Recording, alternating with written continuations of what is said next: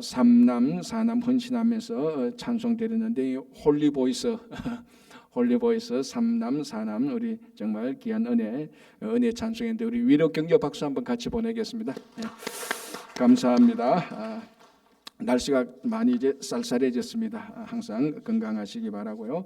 자, 계속해서 출애굽기 우리 말씀 보겠습니다. 오늘 출애굽기 13장 11절부터 보는데 지금 이제 우리가 처음 첫 번째 유월절과 무교절을 우리가 살펴보고 있습니다. 지금부터 약 3,500년 전 유월절 무교절은 크게 보면은 뭐 유월절이라고도 말하기도 하고 무교절이라고도 이렇게 말하기도 합니다. 왜냐하면 이 두 절기가 같이 붙어 있고 연속으로 나오기 때문에 그런 것이고요. 또 하나는 두 절기가 다 똑같은 출애굽기에서 시작한 것이고 또 두 절기의 의미의 내용이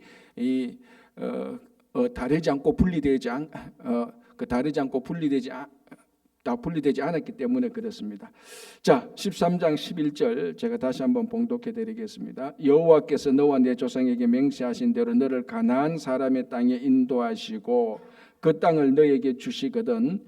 자, 12절 너는 태에서 처음 난 모든 것과 새끼 있는 가축의 태에서 처음 난 것을 다 구별하여 여호와께 돌리라. 수컷은 여호와의 것이니라. 자, 13장 1절 2절에서 이미 이 구절을 우리가 살펴봤습니다. 그죠? 초태생은 다 여호와의 것이다. 그래서 거룩하게 구별해서 하나님께 드리라. 왜 이게 이렇게 되었는가 하면은 10번째 재앙 때 사실은 다 첫 번째 난 것은 애굽에 있는 모든 첫 번째 난 것은 다 죽어야 되는데 하나님께서 이스라엘 백성의 초태성은 구별하여서 살리셨습니다. 양의 피를 발라서. 대신 첫 번째 것이 그때 죽어야 되는데 양의 피를 발라서 살았기 때문에 그 살았던 것을 대신하여서 하나님께 구별해서 드려라. 그래서 이 초태생, 그러니까 사람으로 치면 장자라 그랬습니다. 장자의 가장 중요한 것은 그 가족의 대표자가 되는 것이라 그랬습니다. 그죠? 그래서 초태생, 즉 장자를 드림으로 그 의미는 그 가족 전체를 드리는 겁니다. 그러니까 쉽게 말하면 이렇게 생각하면 됩니다.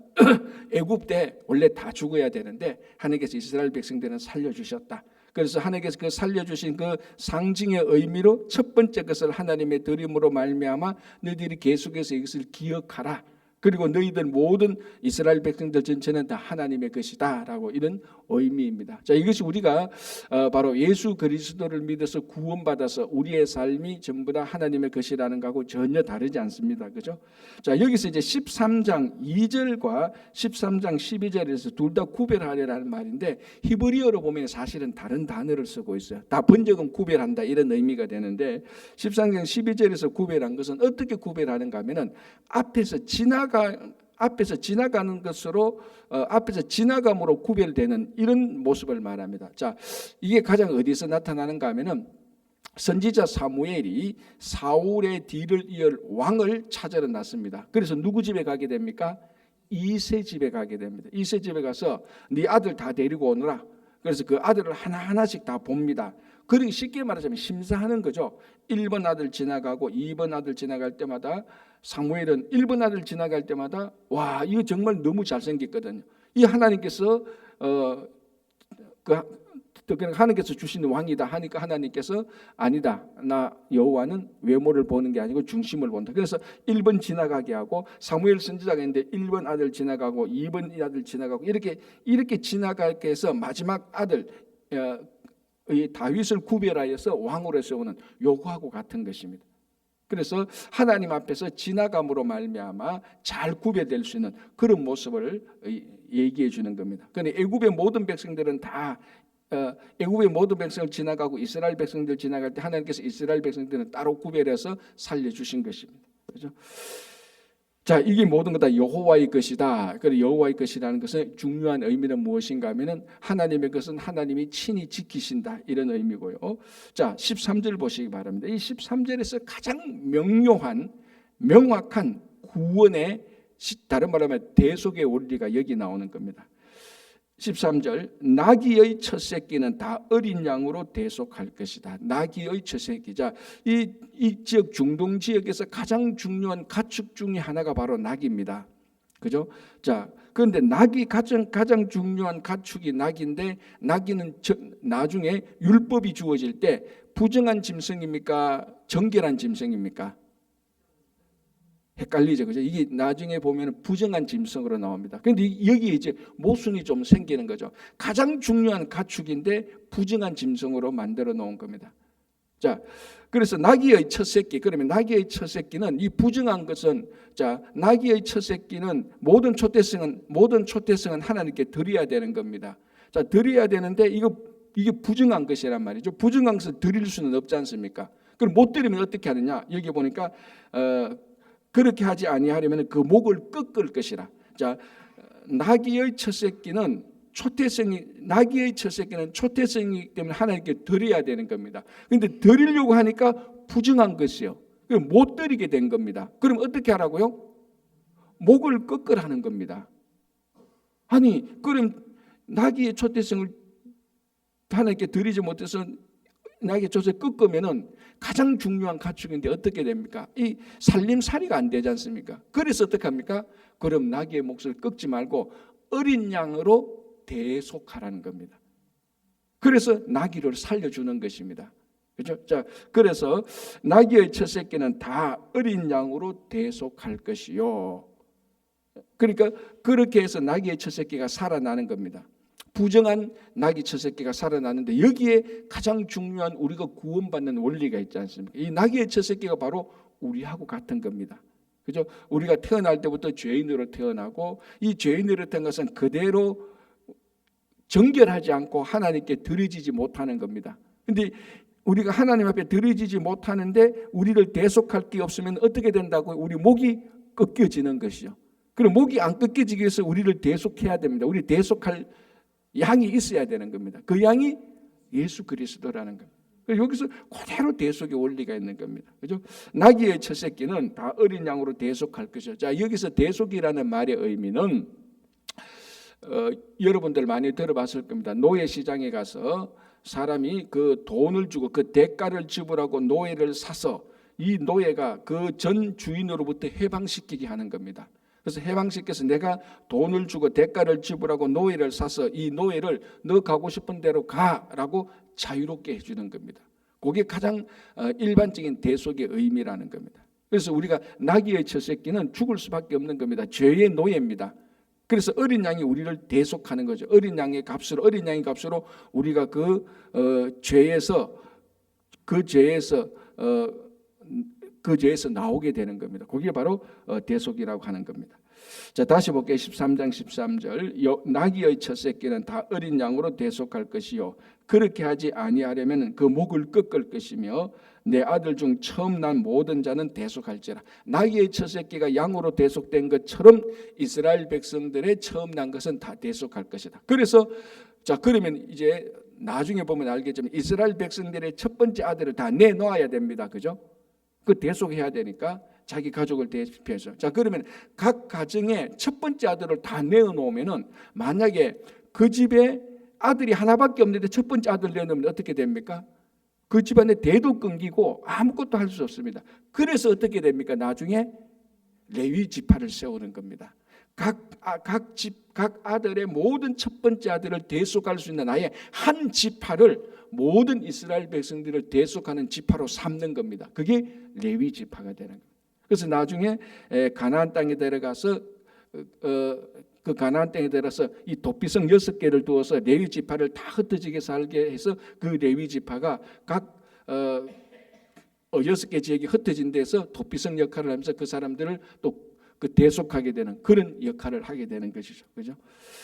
자, 14, 15, 16은 이미 앞에서 본 대로 나중에 이 이제 나귀 첫 새끼를 어린 양으로 대속하는 이런 것들을, 이런 행사들을, 이런 사역들을 자녀들이 물을 때에 너희들이 대답하라는 것입니다. 그 대답의 내용이 뭡니까? 출애굽할 때 이스라엘 백성들이 우리를 구원해 주셨다.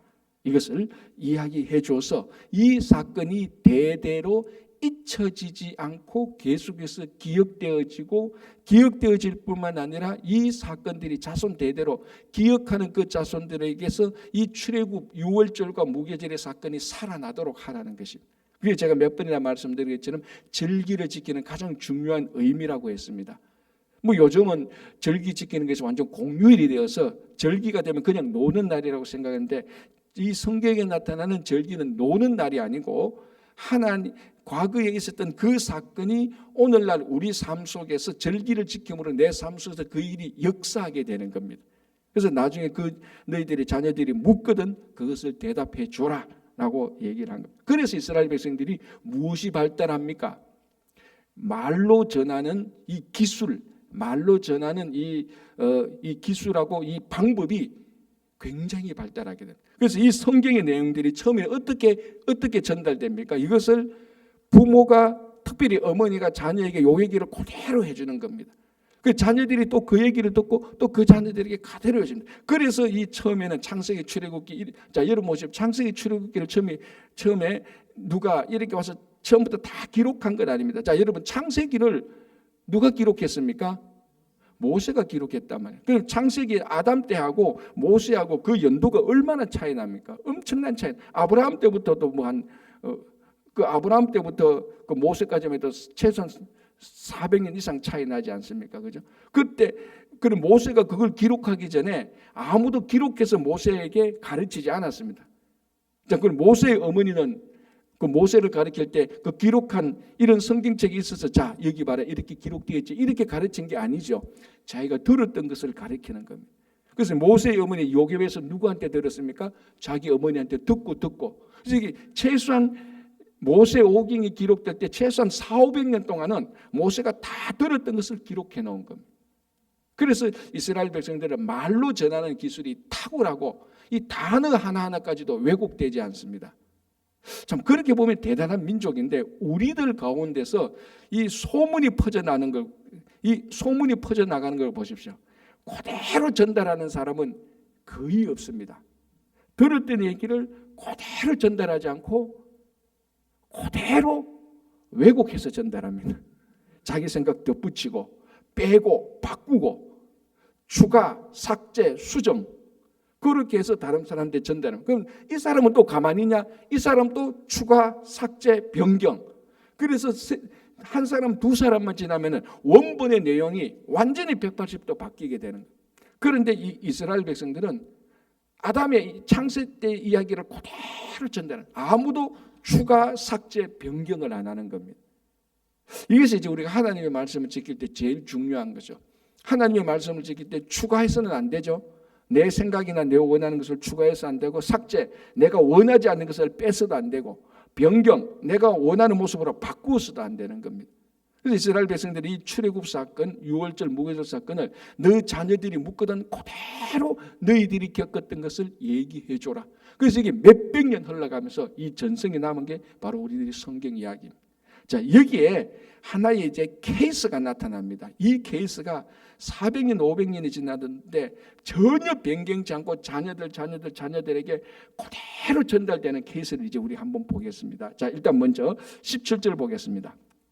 16절 보겠습니다. 16절. 그래서 이것을 기억하기 위해서 어제 우리 말씀드린 것처럼요. 16절. 이것이 내 손의 기호와 내 미간의 표시가 되리라. 그래서 이스라엘 백성들이 지금도 머리에 그 경문이라 그러죠. 조그만 박스에 여기서 이제 자기들의 그 절기가 될 때 여기 붙이고 왼손에 그 검은 테이프 비슷한 걸 둘둘둘 감아서 여기서 경문, 히브리어로 테피림이라고 말하죠. 테피림을 꼭 붙여 있는 겁니다. 지금도 지키는 거죠. 그렇죠? 그렇게 해서 이것을 계속해서 지켜나가는 그들의 전성을 우리가 볼 수 있습니다. 자, 17절. 바로가 백성을 보낸 후에 자 드디어 이제 바로가 10가지 재앙을 당하고 난 다음 백성을 보냅니다. 자, 보낸 후에 이들이 이제 출애굽하는데 어떻게 가느냐 그 경로를 얘기해 주고 있거든요. 보겠습니다. 바로가 백성을 보낸 후에 블레셋 사람의 땅의 길은 가까울지라도 하나님이 그들을 그 길로 인도하지 아니하셨으니 이는 하나님이 말씀하시기를 그 백성이 전쟁을 하게 되면 마음을 돌이켜 애굽으로 돌아갈까 하셨습니다. 그러므로 하나님이 홍해의 광야길로 돌려 백성을 인도하시매. 자, 이제 지도 한번 보여주시기 바랍니다. 예. 여러분 저 스크린에 보시면 저 지도가 보이죠. 자, 저기 이제 애굽이 있고 고센 땅이 있습니다. 그죠? 자, 고센 땅에서 이제 가나안으로 갑니다. 제가 가나안 땅 여러분들이 보시는 그 오른쪽으로 보시는 이제 예루살렘 있고 가나안 그 떡이죠. 그죠? 자, 그래서 제가 저기 파란 라인으로 그 파란 라인을 그어놓고 그 위에 X 표시를 했습니다. 그리고 그 옆에 빨간 그 지역이 무슨 지역입니까? 그 지역이 팔레스타인 지역입니다. 블레셋 지역이 그래서 팔레스타인 가면 헷갈려지니까 블레셋 지역입니다. 그 사람이 블레셋 사람들이 살고 있었죠. 그럼 만약에 우리가 정상적으로 고센에서 가나안으로 가려면은 저 파란색 줄을 쭉 따라가서 블레셋 땅을 통과해서 가나안으로 가면 되죠, 그죠? 가장 가까운 지름길입니다. 조기를 쭉 따라서 가면 한 5일 정도, 6일 정도만 갈 수 있는 길입니다. 자, 그런데 원칙적으로 저 5일, 6일 걸리는 길이 몇 년 걸립니까? 40년 걸리게 되죠. 자, 첫 번째는 하나님이 저 길로 인도 안 하셨다는 겁니다. 그래서 제가 파란 길로 X자 표시했는데 왜? 거기 블레셋 사람들이 살고 있기 때문에. 그 블레셋 사람들은 굉장히 호전적이고 전쟁을 잘하는 사람들입니다. 자, 그런데 지금 이제 이스라엘 백성들은 갓 애굽에서 나오는 사람들입니다. 나오는 이 사람들이 지금 전쟁 훈련 받았습니까? 군사 훈련 받았습니까? 한 번도 군사 훈련 받지 못했습니다. 뭐 어떻게 총 쏘는지, 물론 그 당시엔 총도 없었죠. 어떻게 칼을 잡아야 될지, 어떻게 전략 전술을 펴야 될지 전혀 모릅니다. 이제 앞으로 40년 살아가면서 이방 민족하고 만나고 이러면서 이제 하나님의 군대로 막 이제 형성되기 시작하는 거죠. 그래서 막 출발했을 때, 막 출애굽했을 때는 전혀 군대가 아닙니다. 오합지졸입니다. 사람들만 남자만 60만 명 되었지. 그래서 하나님께서 가장 가까운 지름길로 저쪽 길로 인도하지 않고 아랫길로 인도하는 겁니다. 왜? 가다가 블레셋 사람 만나서 전쟁 한 번만 하면은 우리가 괜히 나왔다. 앞으로 이 길이 얼마나 더 멀 것인가? 앞으로 이런 민족들이 얼마나 우리를 더 괴롭힐 것인가? 우리 못 나간 데서 다시 돌아갈 수 있다는 것을 하나님이 아셨습니다. 그래서 저쪽 가까운 길을 인도하지 않고 삥 둘러서 이제 저 홍해에 있는 길로 가서 시내 광야로 가서 저 삥삥 돌려서 나중에 쭉 쳐서 요단강을 건너서 들어가게 하는 바로 이 길입니다. 그걸 지금 오늘 13장 17절 18절에서 얘기하는 거죠. 자, 저걸 보면서 이제 우리가 뭘 하나 알 수 있는가 하면은 하나님께서 우리를 인도하실 때 항상 지름길로 인도하시는 것이 아니다라는 것입니다. 종종 멀고 먼 우회로 인도하신다는 것입니다. 그러면 우리가 어떨 때 이렇게 말씀하시죠. 하나님은 너무 비효율적이고 하나님은 우리 인도하시는 것이 너무 좀 올바르지 않다고 생각할 수 있지만 오늘 이 출애굽기 13장 17절 18절 저 지도만 보면 딱 알 수 있는 겁니다. 지름길이라고 해서 항상 하나님이 인도하시는 길이 아니구나. 우회로 빙빙 둘러가는 길이라고 그 우회로가 세상 길이 아니고 우회로가 충분히 하나님의 길이 될 수 있다는 것을 우리가 알 수 있습니다. 자, 그러면 지금 이제 우리가 생각하는 요 방법, 요 지름길이 굉장히 가까운 건데 왜 하나님은 그쪽으로 인도하지 않고 이해하지 못하도록 빙빙 둘러서 인도하시는가? 오늘 이스라엘 백성들을 보면 아는 겁니다. 인도하신 이 루트를 보면 아는 겁니다. 우리 같이 지름길로 가다가 오히려 다시 애굽으로 돌아갈 수 있는 그런 불상사가 일어날 염려가 우리 안에 있는 것입니다. 그래서 하나님께서는 지름길이 아니라 우회로 종종 인도하시기 때문에 지금 혹시 여러분 인생길에서 우회로에 있다면은 마음 놓으시라고 말하는 것입니다.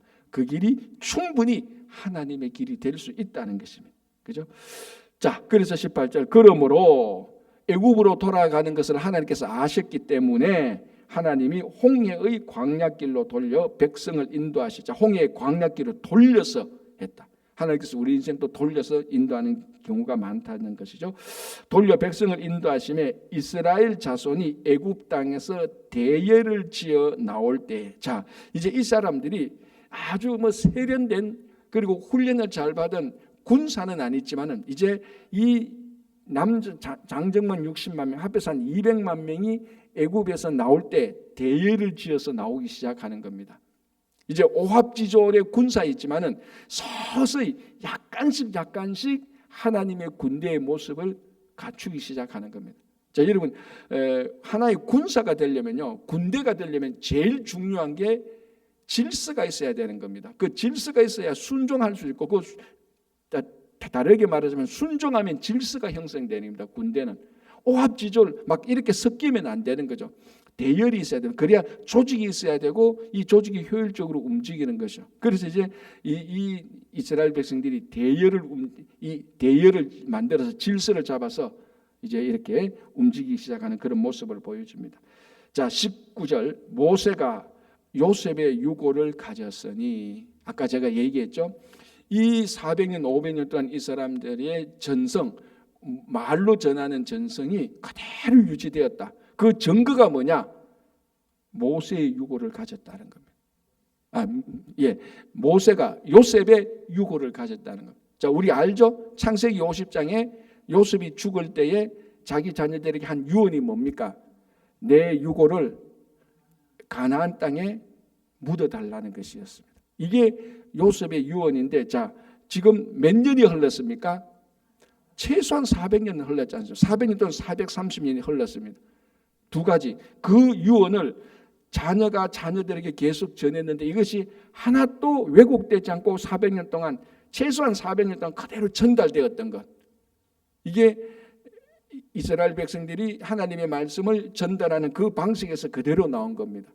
그래서 모세가 요셉의 유고를 그대로 가지고 갈 수 있었던 것. 또 하나는 뭡니까? 참 신기한 것은 그 400년이 지난 그 기간 동안에도 요셉의 유고를 분실하지 않고 가지고 있었다는 것도 대단한 거죠. 그래서 요셉의 유고를 가지고 가는데 이게 왜 중요합니까? 왜 요셉은 자기가 죽으면 그만인데 자기의 유고를 가나안에 묻어달라고 왜 얘기했겠습니까? 자, 이거는 뭐 극단적으로 요셉에게 물어봐야 되는데, 창세기 50장 할 때 제가 굉장히 강조했던 게 있습니다. 자, 요셉은 자기가 죽을 때에 자기 유고를 가나안에 묻어달라고 후손에게 말을 했는데, 요 내용을 요셉은 누구한테 들었습니까? 아버지 야곱한테 들었잖아요. 자, 무슨 말인가? 아버지 야곱이 죽을 때 요셉에게 뭐라고 말했습니까? 내 뼈를 가나안에 묻어라. 그래서 어떻게 했습니까? 맹세하게 했다 그랬습니다. 자, 오늘도 보십시오. 19절, 모세가 요셉의 유고를 가졌으니 이는 요셉이 이스라엘 자손으로 단단히 맹세하게 했다는 겁니다.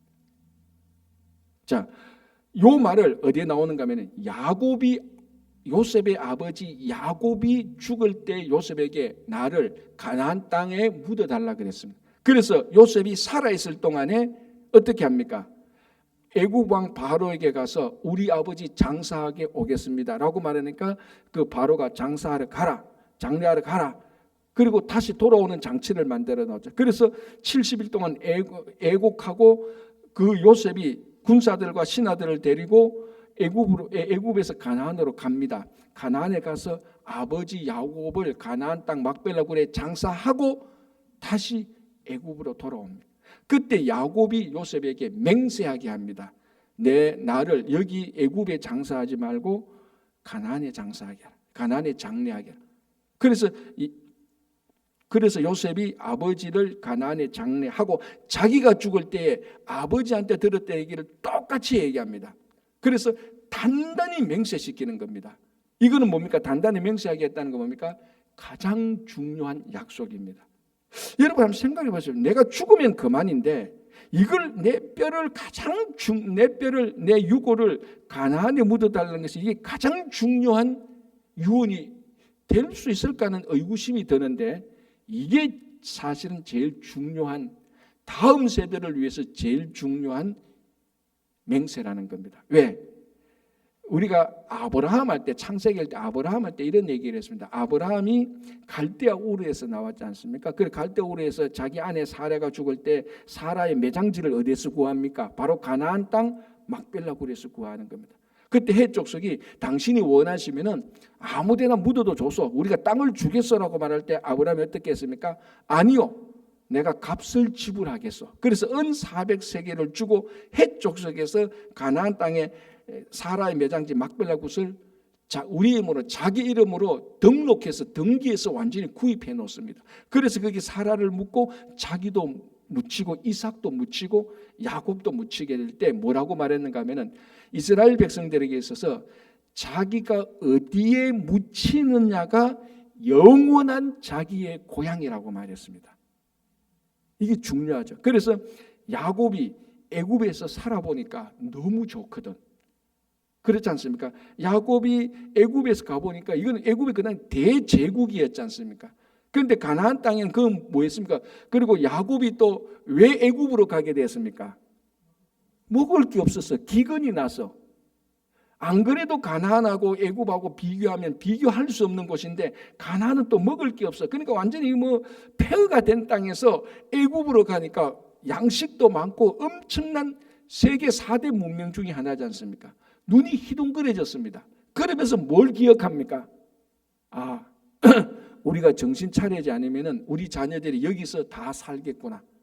애굽에서 영원토록 살겠구나. 하나님께서 우리에게 주신 땅은 애굽이 아니고 가나안 땅이단 말이에요. 이거 그래서 야곱은 내가 만약에 애굽에 묻힌다면 우리 자녀들이 이 애굽 땅이 우리의 고향이라고 생각하겠구나. 그래서 계속해서 애굽에 살겠구나. 아니야. 우리가 잠시 흉년이 들어서 애굽에 와서 살긴 살지만 우리의 고향은 하나님께서 내 할아버지 아브라함에게 약속했던 것은 애굽이 아니고 가나안이야. 가나안으로 돌아가야 돼. 그것을 자녀들한테 상기시키는. 그래서 죽을 때에 가장 중요한 약속으로 내 뼈를 가나안에 묻어라. 그 요셉이 뭘 합니까? 요셉과 그 자녀들이 뭘 느낍니까? 우리의 영원한 고향은 애굽이 아니고 가나안이구나. 그걸 아는 거예요. 그래서 요셉이 죽을 때도 똑같이 그걸 남겨냅니다. 똑같이 유언합니다. 단단히 맹세시킵니다. 너 다른 건 몰라도 이것만은 기억해. 우리는 가나안이 하나님께서 주신 약속이야. 그래서 그것을 400년 동안 이스라엘 백성들이 기억하고 전하고 보관해서 출애굽할 때에 모세가 요셉의 유고를 가지고 고향으로 가는 겁니다. 그래서 이게 가나안에 출애굽할 때 오늘 분명히 명확하게 모세가 요셉의 유고를 가졌겠다. 이건 단단히 맹세하신 것이다. 라고 하면서 가나안으로 가는 거예요. 자, 여러분, 우리의 영원한 고향이 어디냐라고 우리가 확신함에 따라서 우리의 삶은 영원한 고향을 바라보고 영원한 고향이 내 삶의 목적이 되는 겁니다. 되게 중요한 거죠. 자, 우리의 영원한 고향은 뭡니까? 하나님 나라 아닙니까? 그것을 우리가 이 땅에 살아가는 동안에 하나님의 나라가 우리에게 영원한 고향이라고 확신한다면 우리가 이 땅에서 살아가는 모습의 모든 초점은 하나님 나라에 가 있는 겁니다. 그러면 현재 우리의 삶의 모습이 하나님 나라를 향해서 오리엔트된 하나님 나라를 향해서 하나님 나라를 향해서 딱 그게 고정된 삶을 살아가는 거죠. 그러면 자연스럽게 세상의 가치, 세상의 방법, 세상의 목적이 이게 하나님 나라로 그러니까 세상의 가치와 목적 이 방법에 우리가 따라가지 않고 하나님 나라 방법과 목적과 가치대로 살아가는 겁니다. 왜? 우리의 영원한 고향은 하나님 나라니까. 그래서 이 사람들이 결국 가나안으로 갈 때 요셉의 유고를 가져갑니다. 이 내용을 알고 보면은 이제 400년이 지난 다음에 영원한 고향으로 돌아간다. 우리도 마찬가지입니다. 우리가 이 땅에서 하나님 나라 갈지 모르지 않습니까? 그때 우리는 그러니까 오늘 사는 삶의 모습, 가치, 방법, 목적이 하나님 나라의 백성의 모습이 되어야 되는 것입니다. 그죠? 자, 다시 볼게요. 19절. 모세가 요셉의 유고를 가졌으니 이는 요셉이 이스라엘 자손으로 단단히 맹세하게 하여 이르기를 하나님이 반드시 너희를 찾아오시리니. 자, 이것도 대단하죠. 반드시 너희를 찾아온다. 반드시 너희들이 애굽에 살지만은 하나님께서 너희를 찾아와서 애굽에서 너희를 인도하여 낼 것이라는 것을 얘기한 것이죠. 그죠? 반드시 너희를 찾아오시리니 너희는 내 유고를 여기서 가지고 나가라 하였음이더라. 그걸 기억하고 유고를 가지고 나가죠. 자, 20절. 그들이 숫곳을 떠나서 광야 끝 에담의 장막을 치니. 자, 이제 실제로 출애굽을 하는 겁니다. 이제 그래서 자, 이 일정이 어땠습니까? 고센 땅에 있는 람세스에서 출발해서 숫곳으로 가고 숫곳에서 가서 광야 끝, 그 광야의 끝이라는 에담의 장막을 치게 됩니다. 자, 21절 여호와께서 그들 앞에 가시면 낮에는 구름 기둥으로 그들의 길을 인도하시고 밤에는 불 기둥을 그들에게 비추사 낮이나 밤이나 진행하게 하시니 낮에는 구름 기둥 밤에는 불 기둥이 백성 앞에서 떠나지 아니하니라. 자, 우리가 너무 잘 아는 낮에는 구름 밤에는 불 기둥. 왜 낮에는 구름 기둥이죠? 너무 뜨거우니까. 자, 광야로 가게 됩니다. 광야에서 하루 종일 할 때 뜨거운 햇빛이 비추면요 정말 이거 막 일사병으로 쓰러지기도 하고 이거 오래 못 갑니다. 그래서 구름 기둥을 해서 그들의 그 뜨거운 열기를 막아주고 밤에는 또 춥지 않습니까? 일교차가 심하니까 뭐 감기 걸리면은 뭐 감기로부터 모든 질병이 다 시작되니까 또 따뜻한 불기둥을 인도하고 이게 또 굉장히 시각적입니다. 특별히 밤에 갈 때는 밤에 있을 때는 불기둥이 얼마나 시각적입니까? 그걸 보면서 하나님이 우리를 인도하신다라는 확신을 하게 되는 겁니다. 그럼에도 불구하고 이제 앞으로 보겠지만 이 광야길에 엄청난 시험이 올 때마다 그때마다 원망과 불평이 일어나는 것입니다. 자, 요 말로 오늘 이제 13장까지 하는 걸로 제가 마무리하겠는데요. 이스라엘 백성들이 애굽에서 완전히 나왔습니다. 이거는 이제 다 이루어진 거예요. 자, 그러면 애굽에서 나왔다고 해서 가나안으로 가는데 모든 문제가 해결됩니까? 아니죠.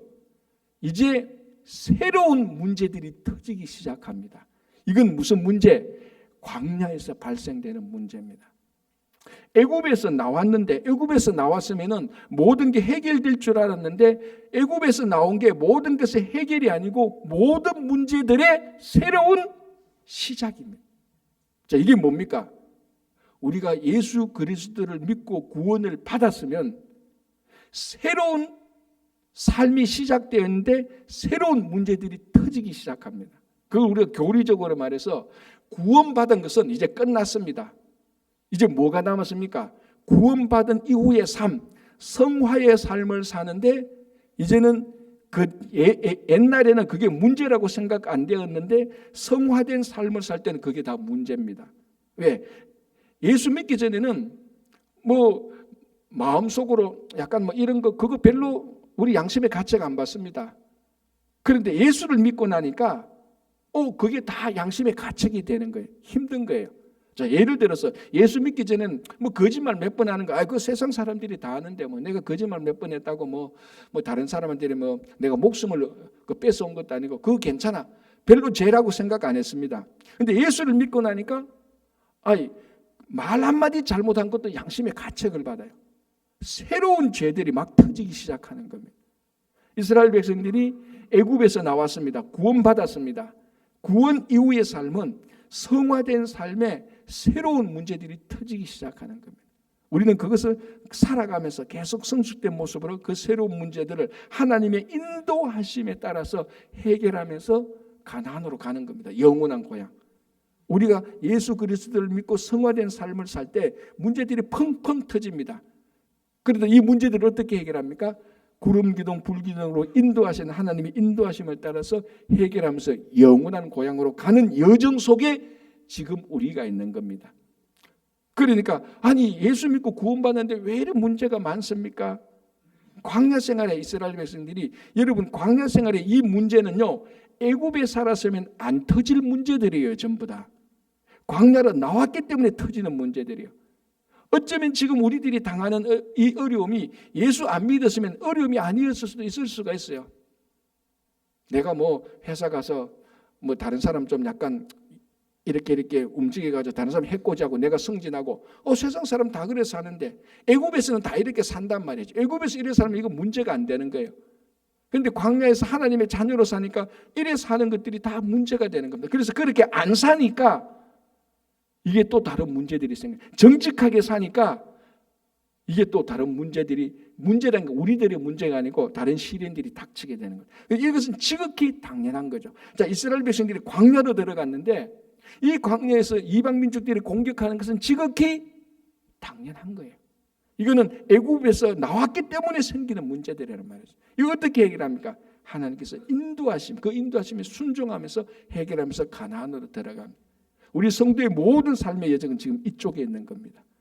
그래서 우리 삶 속에 생기는 이런 모든 일들, 우회로 돌아갈 때 생기는 이 모든 일들, 때로는 어렵고 힘들지만은 하나님께서 인도하시고 하나님께서 도와주시는 그 확신 속에서 살아가면서 오늘 하루 살아가면서 한 발자국 더 영원한 고향인 하나님 나라에 대한 삶이 이루어지기를 간절히 바랍니다. 기도하겠습니다. 하나님 아버지,